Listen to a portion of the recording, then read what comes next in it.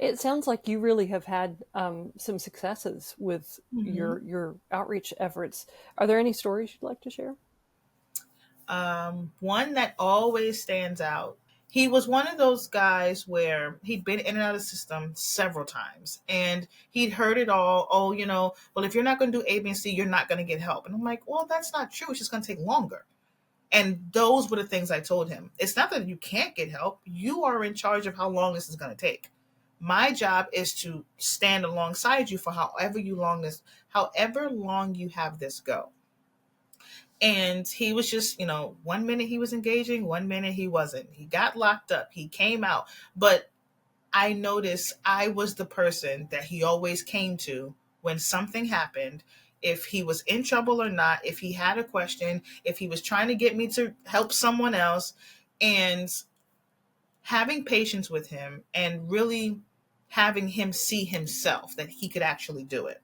He had been told so many times that if he didn't do things a certain way, he wasn't going to get results. So it was very much so that's not the case. It's just, it's going to take longer. I think I worked with him for about a year and a half, maybe almost two. And when he got to the point where paperwork was done, doctor's appointments were had, he spoke with this specialist and that specialist, he finally got a chance to view the apartment. He viewed an apartment and didn't care about any other viewings I had set up. He was like, I want it. And I was like, well, we have some other ones to look at. He's like, nope, I haven't walked inside of my own, something that is possibly my own space since I was a teenager. So it was like, okay. And I remembered how one of his big things was he always wanted to make his mom proud. He wanted to, create a moment for his mom to be proud of him and he can give her some good news finally instead of always calling her from a hospital or from jail. So I was like, all right. I'm like, are you sure? The other one's not far. He's like, nope, I want it. So I let him have that moment. He moved into that unit. And I remember in particular when we were going back to the shelter so I can get everything, get his welcome home package together.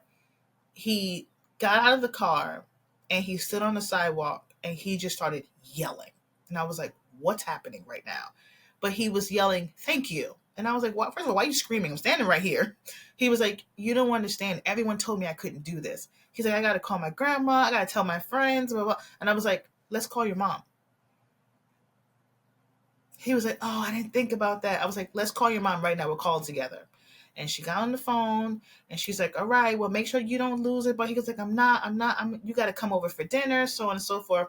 And I feel like that was one of my favorite success stories because it wasn't even just about getting him from unsheltered to housed.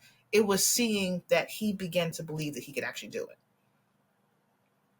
The Oh my more gosh, what an steps that amazing he took, story.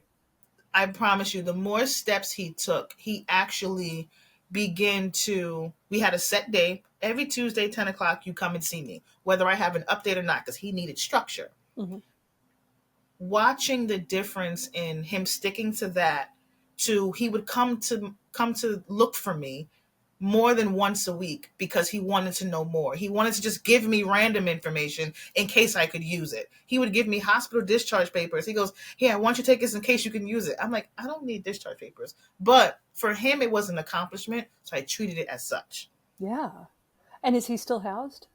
He is. He's still housed. He actually moved closer to his grandmother because he takes care of her. He takes care of his grandmother now, and I've seen him within the last few months. He looks so much healthier. Like he still does what he does because that's who he is, but you can tell that he's taken a turn somewhere where it's like this is the most valuable thing to me, and I don't want to lose it. Every time he sees me, he gives me a list of updates, and all I go is, and look at you doing it all on your own. Because you swore up and down you couldn't do it. He was like, no, no, you pushed me. I was like, it wasn't about me. I simply gave you the tools and the direction. And I said I was following your lead. And you put him in charge of the process. That was And that, and and you that was believed what in he him. needed. Right. If you want my feedback or a suggestion on what we should or should not do, I'll give you that. But if you decide let's try this instead, we'll try that because it's the only way that you're going to learn how to do this. He makes his own doctor's appointments now. He calls his case manager for stuff and makes sure they're following up and they did what they had to do with his paperwork. To watch him go from, I'm never going to be able to do this, to having appointments memorized and making sure that they're getting done, and the people that are supporting him, there's endless stories when it comes to outreach. Everyone's story is different. There were the more challenging ones, but I like to tell people, I don't like to call the people that I've worked with difficult. They are the ones that test my creativity. That's more of what it is, because it's outreach is far from cookie cutter. This work that we do in general is far from cookie cutter. And as a system, when we try to make it cookie cutter, that's where we become a barrier. So really understanding that, okay, you're going to make me have to think as far outside the box as possible, but I can appreciate that because I may have learned new resources. I developed a new skill on how to connect the dots for something. And that's something that happens with every single participant that you come across when you're doing outreach.